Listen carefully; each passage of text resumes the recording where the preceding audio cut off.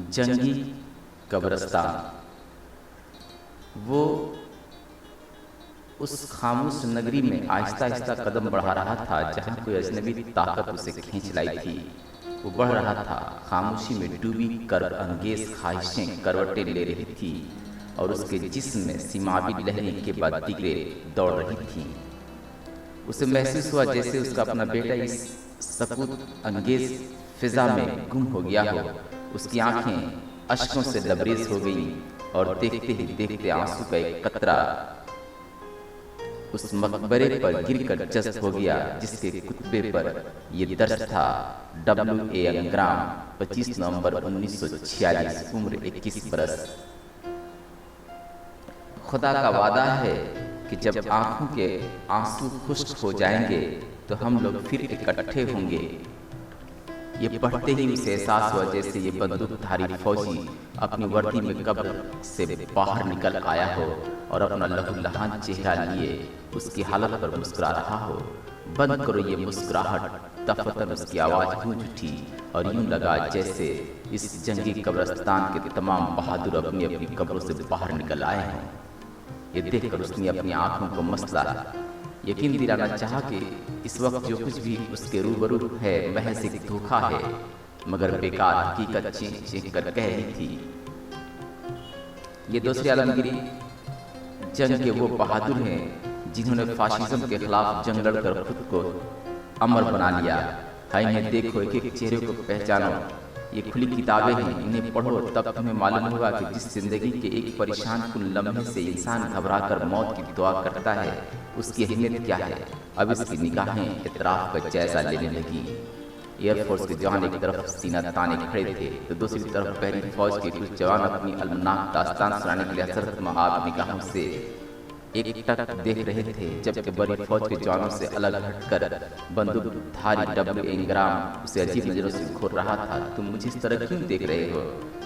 अचानक उसने पूछा और उसके कदम उसकी जानिब उठ के करीब पहुंचा तो पहले वो मुस्कुराया और देखते ही देखते उसकी आंखों में आंसू उतरने लगे। क्यों अंग्राम, क्यों? उसने पूछा ही था कि अंग्राम की आंखों में तैरते आंसू झरने की तरह गिरने लगे। उसने अपने आप को काबू में करते हुए कहा, मैं अपनी माँ से अपनी मौत से कबल नहीं मिल सका, मगर उसकी यादों के सहारे हम जंग के मैदान में दुश्मन की फौज पर गोलियां बरसा रहे थे।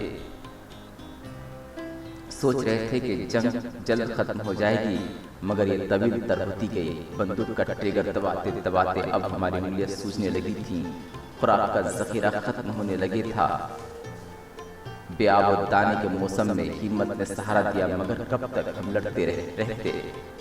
इस जंग में हम सब के ऊपर मौत के बादल मंडला रहा था और हम सब समझ चुके थे कि अब सिर्फ हमारी लाशें ही वापस घर जाएंगी। फिर भी इंसानियत की बका के लिए हमारे इरादे मुस्महिल नहीं हुए, बल्कि उनमें मजीद पुख्तगी आती गई। मगर तुम कहना क्या चाहते हो? उसने पूछा और अंग्राम ने जहाज समझ खड़े अनगिनत फौजियों को पहले देखा जिनके जिस्मों से अब तक खून रस रहा था, फिर जवाब दिया, कहना यही है कि मुसाइब में भी हम इस जंग को जीतने के लिए मौत से आंखें मिलाए दुश्मन की फौज से मुकाबला करते रहे और तुम एक जरा सी ठेस लगने पर जिंदगी की जंग में शिकस्त खाने लगे हो। उठो, हकीकत से आंखें मिलाओ और अपने दिल को मजबूत करो और उससे भूल जाओ। नहीं नहीं, मैं उसकी यादों को किस तरह भूल जाऊं? उसकी तो लाश तक नहीं मिली, वही तो मेरी जिंदगी था।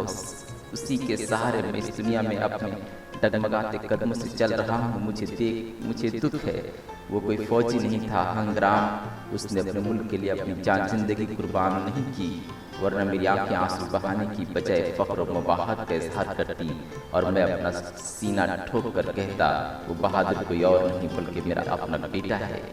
लेकिन तुम जानते हो कि मेरे लखते जिगर के साथ क्या हुआ? तुम्हें कुछ भी खबर नहीं। ये सिर्फ मैं जानता हूँ कि मजहब के बेरहम सौदागरों ने मेरे बेटे को औलन कत्ल किया, फिर उसकी लाश को जलाकर राख बना दिया। मैं चिल्लाता रहा, तड़पड़ाता रहा, उनसे अपनी बेटी की जिंदगी की भीख मांगता रहा, मगर सालिमों पर इसका कुछ भी असर नहीं हुआ।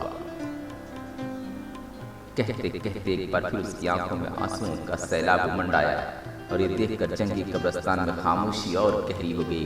तमाम बहादुर के बाद तिगरे रो पड़े। अब तुम लोग क्यों रो पड़े हो? वो चिल्लाया, मगर किसी ने भी जवाब नहीं दिया। क्या तुम सब उन्हीं की तरह गूंगे बहरे हो जो मासूम इंसानों का खून बहाते झिझकते नहीं? उसका ये कहना ही था कि जैसे इस जंगी कब्रिस्तान में जंग का भयानक मंजर उभर आया। गोलियां चलने लगी, तोपें गरजने लगी और चीखों पुकार की आवाज की बाजी कश तेज तर होती गई। इसी दौरान अंग्राम किया तेज आवाज सुनाई दी, भाग जाओ। जिस जंग को जीत लेने का हमें गरूर था उसे हम जीत नहीं पाए हैं। अब हम दुनिया के उन मुख्तलिफ मुल्कों के इलाकों और कस्बों की जानिब में सफ़र हो चुके हैं जहाँ इंसानियत बुनियाद परस्तों के शिकंजे में आकर सिस्कियाँ ले रही है और सब जो शादाब जिंदगी का तस्वुर धुंधलाता जा रहा है। दुआ करो कि हम सब इस मिशन में कामयाब रहें और जंग की बदलती हुई हर एक सूरत पर हम काबू पा लें और दुनिया के हर एक कोने में अमन व अमान के चिराग को रोशन कर दें। मगर तुम सब अब ऐसा नहीं कर सकते। उसने उन्हें कहा, हम सब कौम आलम के फौजियों के रूप में हलूल कर जाएंगे। इंग्राम की आवाज़ उसकी समाज से आखिरी मरतबा टकराई और वो सब के सब उसकी नज़रों से उछल हो गए और वो खामोश लड़खड़ाते कदमों से रांची के उस वार सेमेंट्री से बाहर निकलता गया जो अब दिन ब दिन पोसीदा होता जा रहा है।